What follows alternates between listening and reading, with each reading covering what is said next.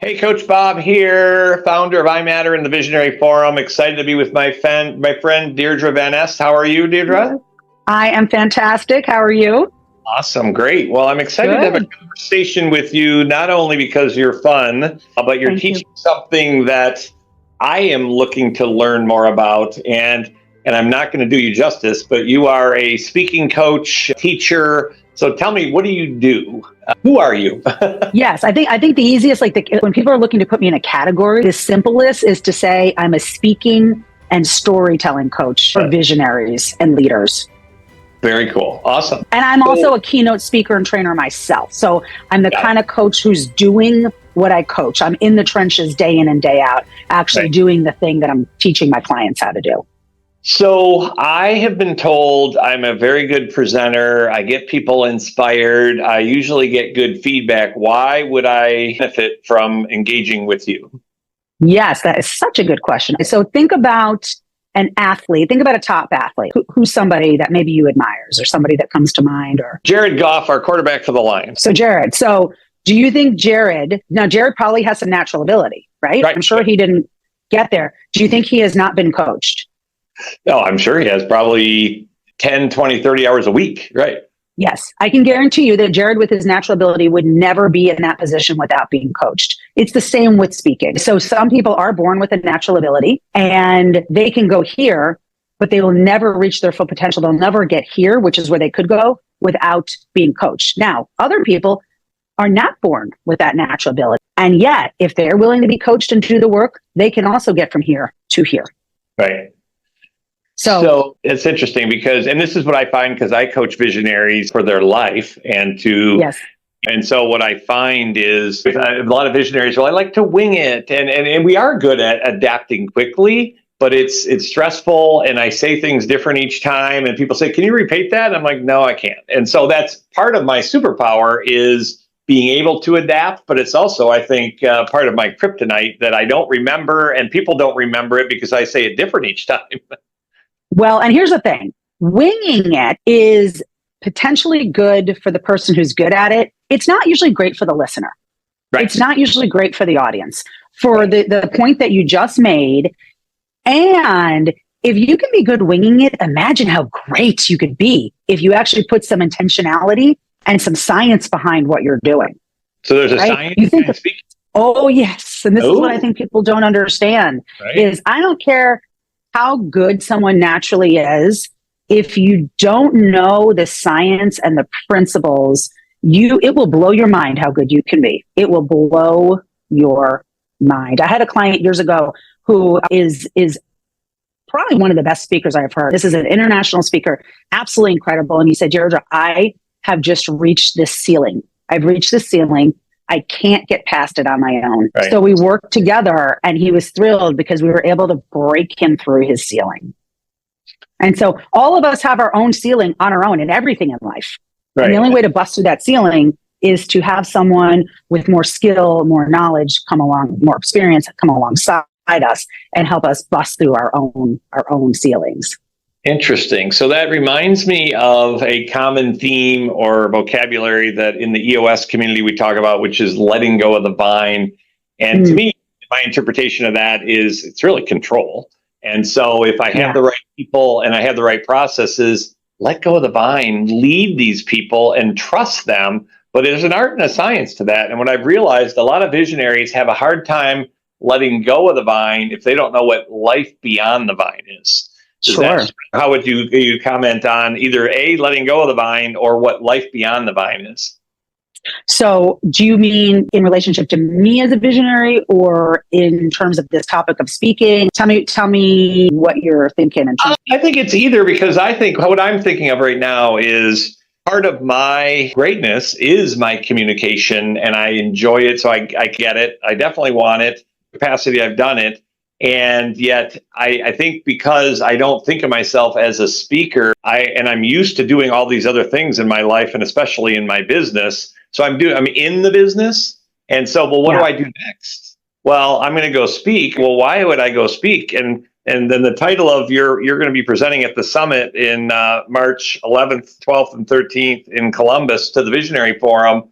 And our theme is life beyond the vine. And so how I relate that to when your name came up to me and in my head about, hey, Deirdre could be one of the presenters, I was like, you know what? This is part of my life beyond the vine, which is your talk of expanding your impact and your influence really resonates with me, because that's kind of, Ann Sullivan says, the 10X. You know, as a visionary, I love 10X. And when I'm in the 2X, I literally hate it. And that's a common theme and a pain. So I'm intrigued with, okay, how can speaking and being a thought leader and presenting, and it might be book writing, it might be creating it, because I talk a lot about become an authentic thought leader. Okay, what does that mean? Okay, I have a book I'm very proud of.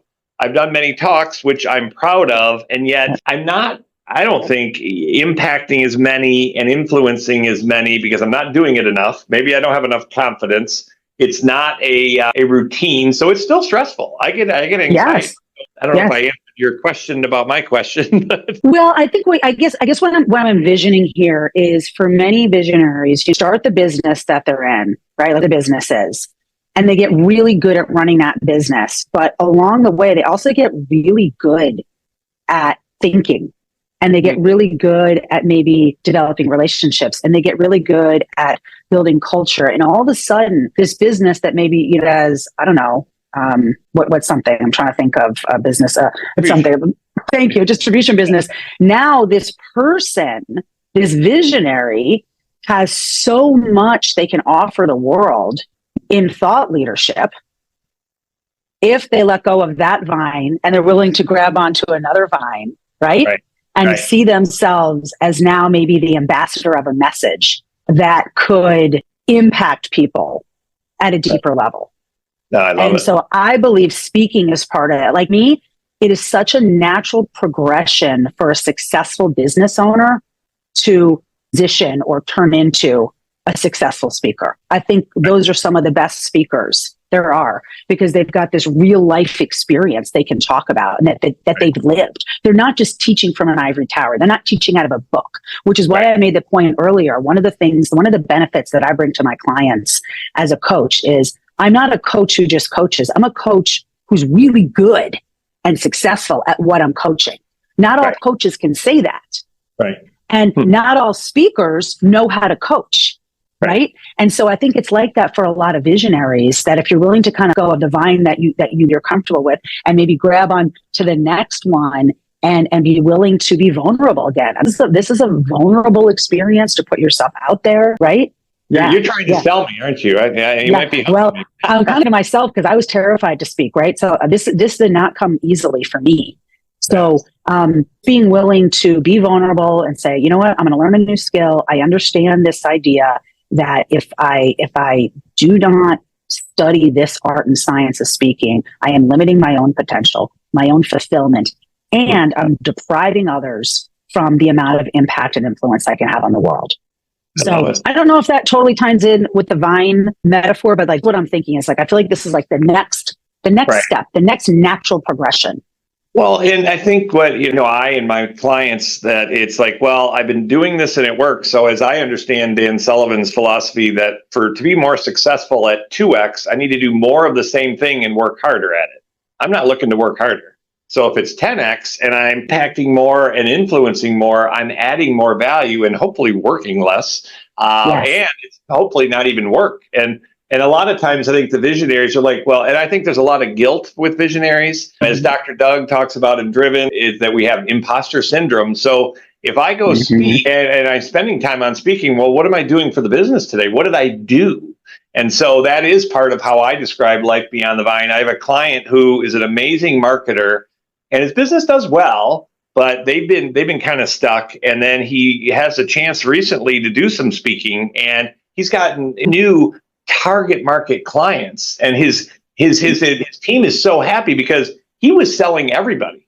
He's a great salesperson. A lot of us visionaries are. So Deirdre, you should do it. Fred, you should do it. And I get all these people to show up and they're not target market. So I think one of the things I'm learning right now is especially if I'm speaking to my target market, and as you said, being vulnerable and speaking from my experience, not only can I impact and influence for knowledge and inspiration, but it may actually drive business to my business, if that makes sense. I have never seen it not drive business to people's businesses if it's done well and strategically. This is where there needs to be intentionality, there needs to be strategy, there needs to be skill involved. If you have those three things, I believe this is probably the best, if not one of the best things a visionary can do for their business, for the health of their business, for the longevity of their business, bar none. There's almost nothing else that can touch it. Well, what I've learned, our model and our process is the enlightened visionary journey. And actually, I presented that at the summit that you were at a year and a half ago, and it's been evolving. And that is to really pick a business process. And I love EOS, and that's the simplest one for me. A life operating system, and if I Matter is one, there's thousands of them. Amazing groups and of your peers. Go to workshops and retreats and learn and grow. Be coached or mentored. That way, I'm allowing and following, and then become an authentic thought leader, which is books, speaking, whatnot. And then a lot of people then coach and mentor. And then it is kind of life in the vine, because, and I'm not there yet. I've been there at different points in my life. And I envision for me is as I speak more and I'm growing the Visionary Forum and I Matter, I can see, working, 5-10 hours a week and not being guilty, hopefully, but I'm actually affecting more people. And that's counterintuitive. Absolutely. Yeah. It is very counterintuitive. We think it's got to be hard. Right. It's got to be hard. And this is something that I'm working on in my own spirit. Like, you know what? No, it doesn't have to be hard, right? Yeah. Why does this have to be hard? In fact, just a little anecdote. So I'm reworking. So I've got this year-long speaking storytelling training program, okay? So I'm redoing it right now. And I've done it since 2012, and every few years I do an upgrade. So I'm in the process of redoing the whole program. So over the holidays, I had module 4, which is all about storytelling, that I needed to redo. And I had done part of it. And on, I think it was like the 30th or 28th of December, whatever, that Friday, I was like, you come in and I'm going to get this thing done today, and it's going to be miserable. And literally what I said in my head, I was like, it's going to be miserable and it's going to take forever. And then I thought, wait a minute, no. Because my theme for this year, Bob, my word is victory. Okay. Nice. I was like, that is not a victorious thought.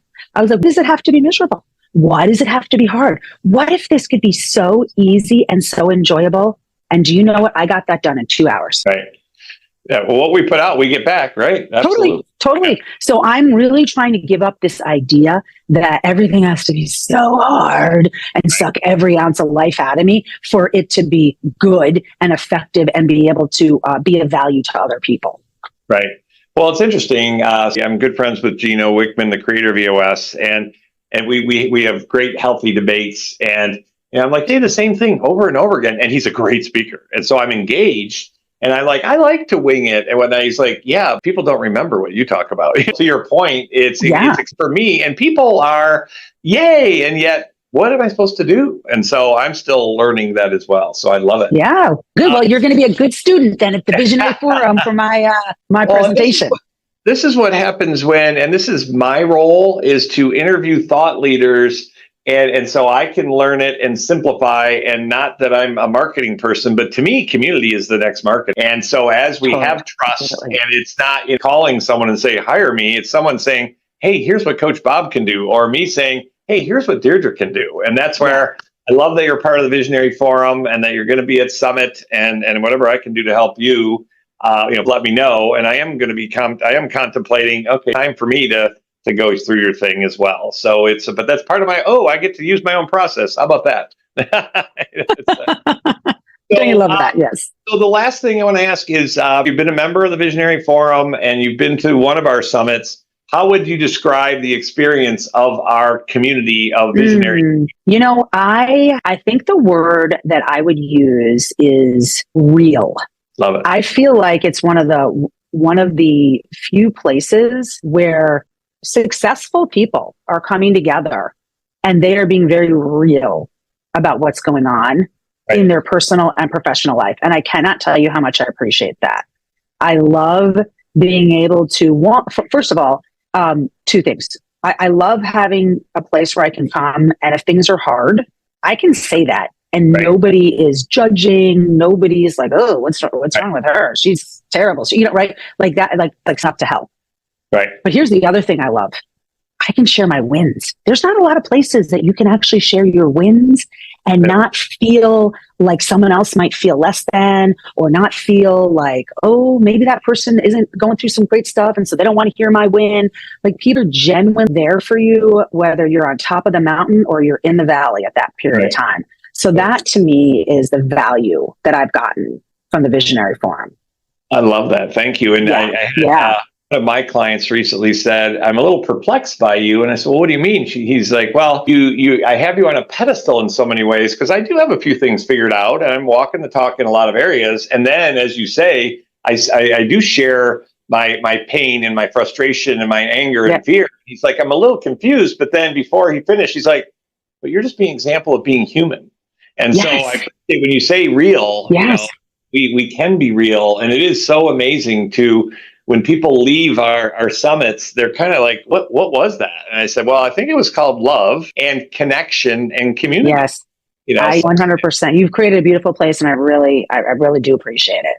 Well, thank you. And I'm honored to be your friend, excited to learn with you before, during, and after the summit in March. So I appreciate you, and we'll see you then, and have a great day. Thanks for hanging out. Okay. You. Okay. Bye.